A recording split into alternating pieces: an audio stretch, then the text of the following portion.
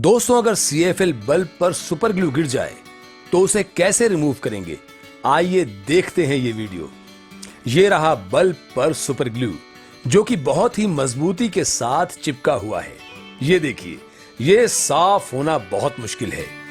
इसके लिए हमारे पास है ये पॉलीफिक्स डिबॉन्डर प्लस और ये है एक कॉटन का पीस। हम कॉटन के पीस को पूरी तरह से पॉलीफिक्स डिबॉन्डर प्लस से भिगोकर बल्ब पर लगे सुपर ग्लू पर रख देते हैं। 10 मिनट के लिए ऐसे ही छोड़ देते हैं।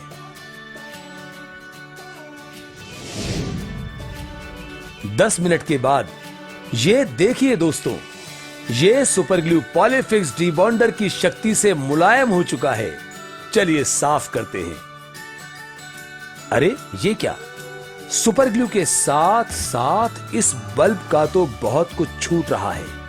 ये देखिए किस तरह से पॉलीफिक्स डिबॉन्डर प्लस की शक्ति से सुपर ग्लू तो छूटा ही छूटा, पूरा बल्ब ही साफ हो गया।